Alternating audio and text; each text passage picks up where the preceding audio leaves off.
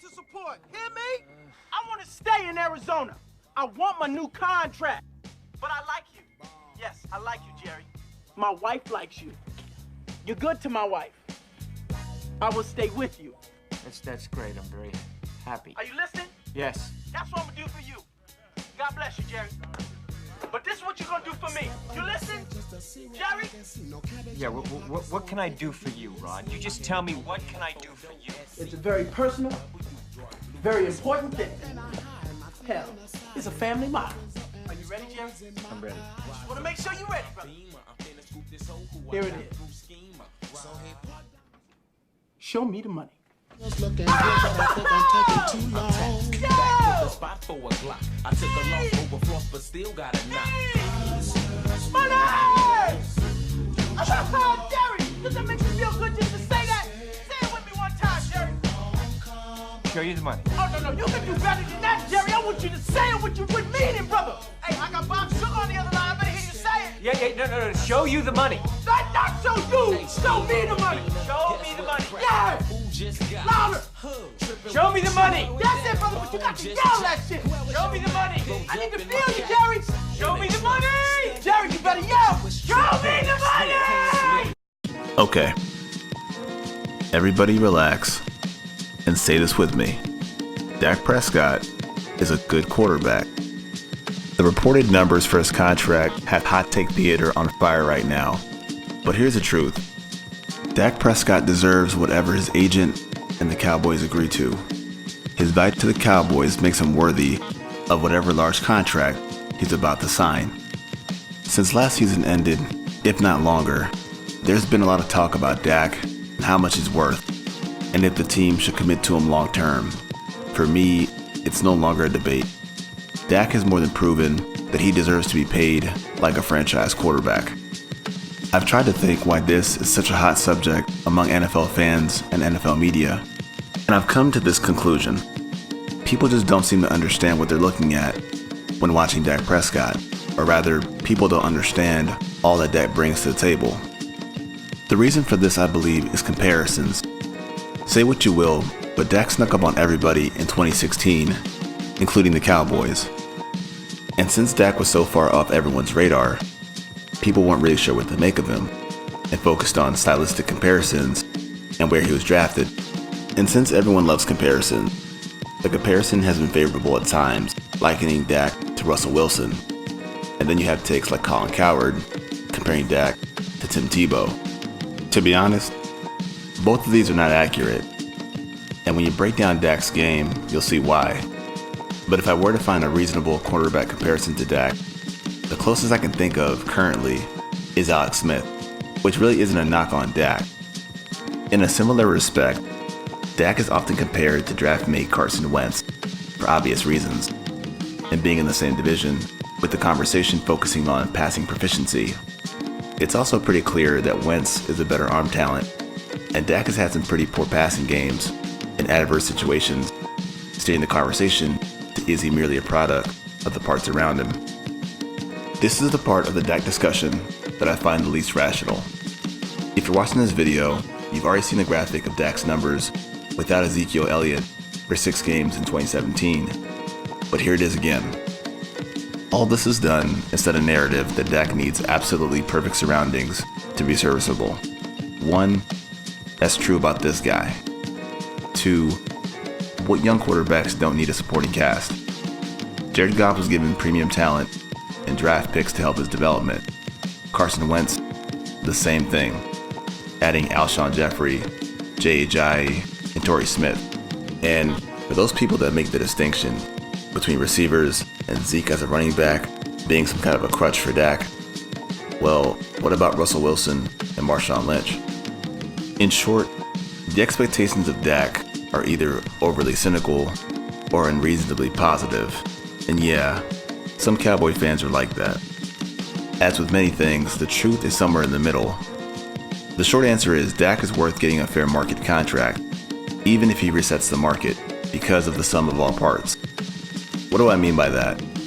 I mean, for all the things that Dak represents and doesn't represent, still adds up to him getting a sizable contract. Like I said, when you break down his entire game objectively, and assess his character off the field. And yes, that's also important. It'll explain why he's deserving of a fair market contract. And while I'm for getting Dak a new contract, it would be unfair if I didn't show you the entire body of work. All quarterbacks have their flaws, and Dak is no different. So before highlighting his positives, I think it's best to see Dak at his worst.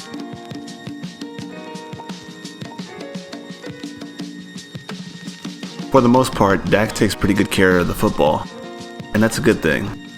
But in being hesitant to make these contested throws, it leads to balls being not caught in stride, holding onto the ball too long, taking unnecessary sacks, and putting the offense behind the chains. Last year against Carolina, it's 4th and 10, and Dak is going to have Deontay Thompson open at the sticks. But Dak, unsure of the window and not reading Thompson's break, holds it and is late and high. Again, 3rd and 7. Dak has a chance to hit Hearns in the slot, but not sure of the passing lane, bails the pocket, and misses Cole Beasley coming open.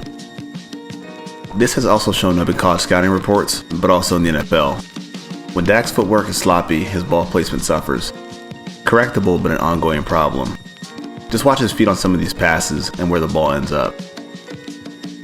And right here, the Cowboys draw up a rub concept to get Dez open in the slot. But Dak drifts backwards and leaves the throw short, and the Cowboys miss out on an easy touchdown. Over his short career, this hasn't been much of an issue for Dak, but it has been more of a problem in recent years. Just last year, he had 12 fumbles. While I do think for him it's correctable, the problem that bothers me is that some of these, when you look at them, are without being contacted. This is the biggest one on everyone's hit list, and with good reason. Dak is nowhere near as bad with this compared to league average, but it really showed up in games last year where Dallas could have had firm leads had he connected on these throws. I liken Dak to Alex Smith because he also has issues with deep accuracy. And until Dak shows improvement in this area, it'll always be a part of the conversation as to why he can't be considered among the best in the NFL.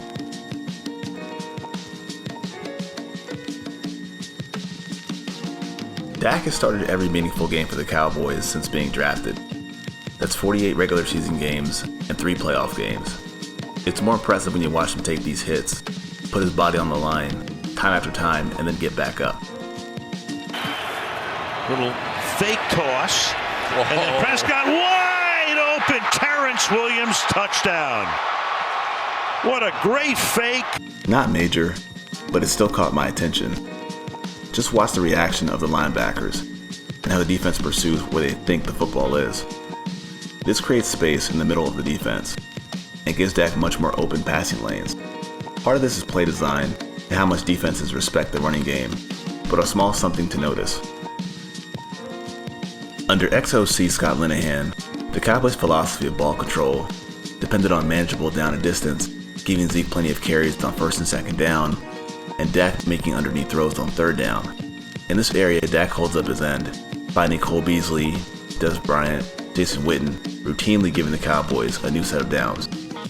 If you've watched Dak for a period of time, you'll notice Dak is a functional athlete with good speed for the quarterback position, and not an ability he's overly reliant on. He has good vision on designed quarterback runs and reads his blocks very well as they develop.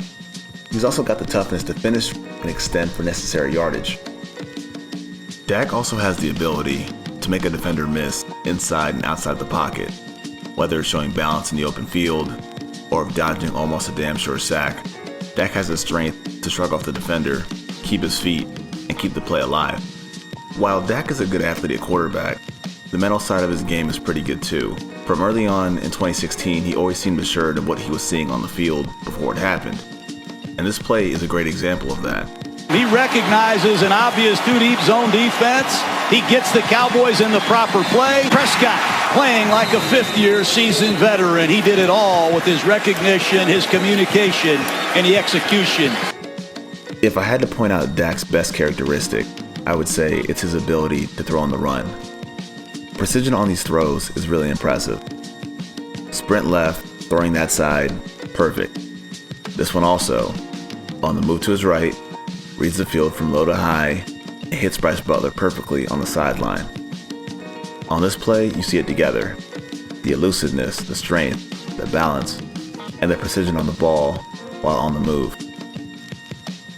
This one is very subjective, but in today's hot take society, clutch might be the only thing a lot of people care about. For what it is, Dak is clutch, but what makes him clutch is poise under pressure, and maybe not in the moments that you're thinking about. Pay close attention to the clock, the down and distance, and what Dak does.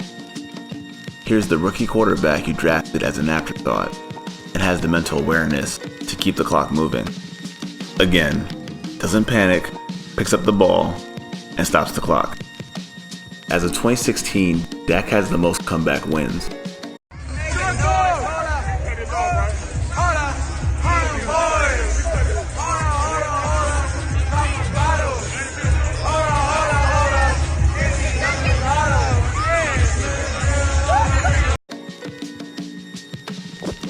Ever since being named the Cowboys starter, Dak always seems to be aware of the optics of his actions and his statements. How he handled the Romo transition is a prime example, and that's not including his work in cancer awareness. Leadership is his defining trait, and several players have been on record saying as much, dating back to his rookie season. To add some context, for those who remember, a fair portion of Tony Romo's tenure as the Cowboys quarterback was mired in critique about the team's leadership, and by extension, Romo's leadership. Think about Cabo in 2007. Now, I'll admit, all of Romo's critiques weren't always fair, but I think it speaks volumes when there's such high regard about Dak's leadership, almost universally, among the team and the media alike, especially with a brand as big as the Cowboys. Only considering his cumulative traits on and off the field, Dak is worth the money. The last thing I want to touch on is how people can't use the information to objectively analyze why Dak should be paid a fair market contract. The fixation on the numbers is what really baffles me. It's the NFL. Quarterbacks get paid, and it's been that way for a very long time. You don't have to be an elite top-tier quarterback to get a fair market value contract. From 2007 to 2008, Tony Romo, Mark Bulger, and David Garrard all signed pretty sizable contracts.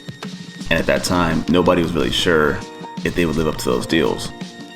Only one quarterback did, but that didn't stop Buffalo from giving a similar deal to Ryan Fitzpatrick in 2011 in similar circumstances, or Minnesota giving Kirk Cousins $28 million per year in 2018.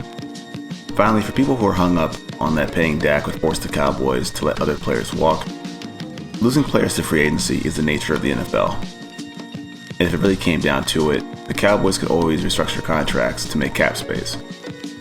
As always, if you enjoyed the video, please be sure to like, share, and subscribe. Thanks for watching.